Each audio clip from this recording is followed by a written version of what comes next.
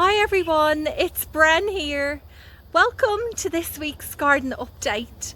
So since I've seen you last, we've had a bit of wet, windy weather. I'm going to show you later on how this has affected my garden. But first off today, I'm very excited because I'm going to do a garden harvest of heirloom tomatoes.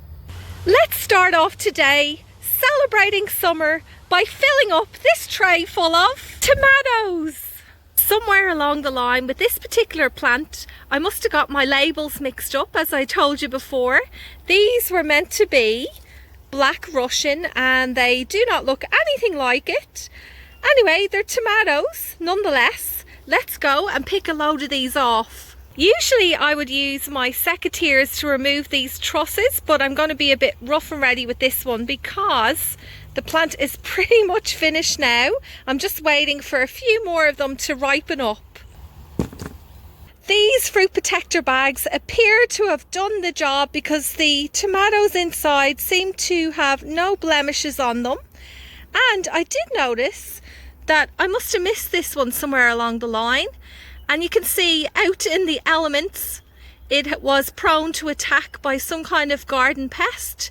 This one unfortunately will go straight to the compost bin, but it's a really good example of why for me in my garden, I love using these bags. They really are very beneficial. I was just having a little laugh to myself because I sound like an advertisement when it comes to these fruit protector bags. But honestly, I just could not rave about them enough. I think they are fantastic. I think with these particular tomatoes, I'm going to use them to make a lovely, rich pasta sauce. These ones I actually bought the plant and they were just labelled as yellow tomatoes.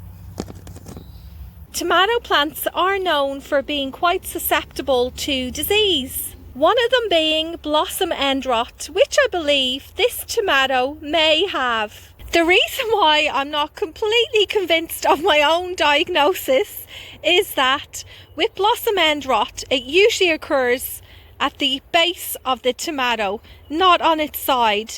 So, you know, it's what I think it could be. I'll have to read into it a bit more. As you all know, I'm a home gardener. I'm far from any kind of expert, but I am curious to get to the bottom of this. Blossom end rot is a calcium deficiency in the plant. What I'll do is I'll also ask a couple of my friends who are quite experienced with growing tomatoes and see what they reckon. So next week, hopefully I should have some better answers for you.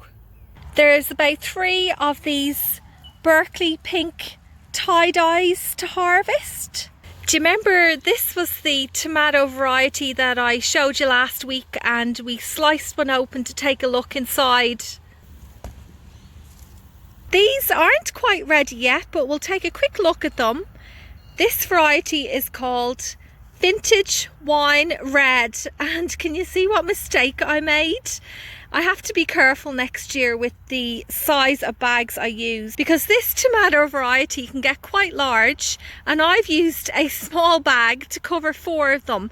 I'm going to have to take this off, remove it and replace it with a larger one.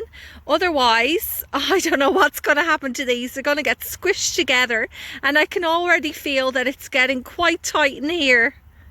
Next up I have these, which are called Burnley Bounty, an Australian heirloom that produce quite prolifically. These ones are called Mini Chocolate Pear. Out the front garden I have the yellow pear tomatoes. I've noticed on this particular variety I have a lot of them starting to split like this.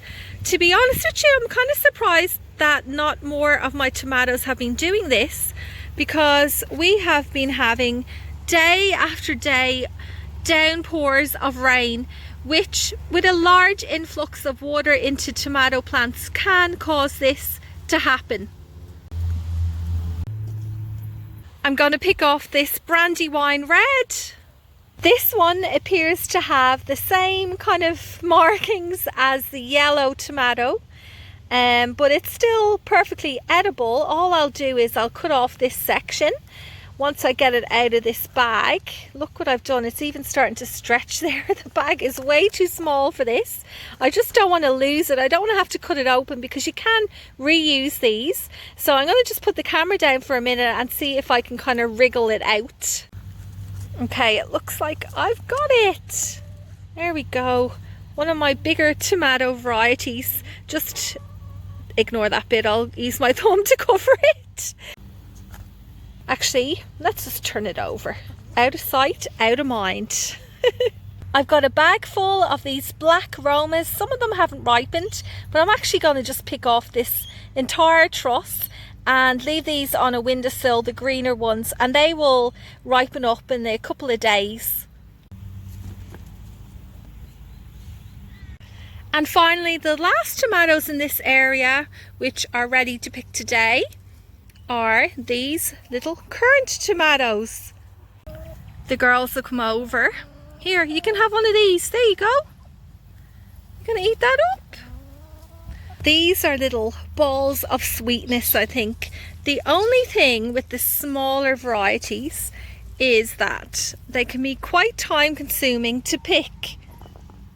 You can just cut off the entire truss, which makes it a little bit easier, but sometimes it's tricky when only the first few start to ripen and the others are still green, like say this one here. This is a good job to get your kids to do, and it's kind of fun as well.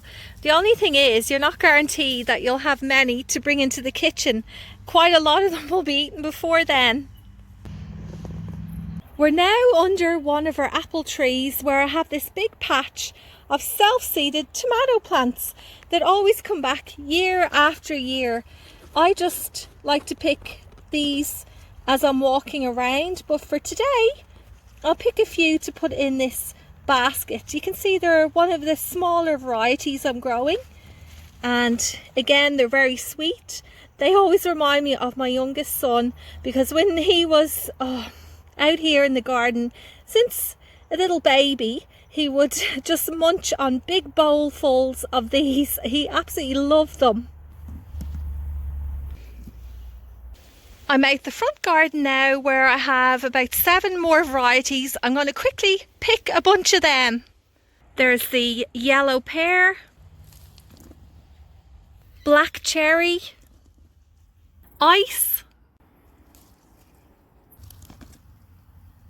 blueberry tomatoes, and finally for today, these ones are called Sungold.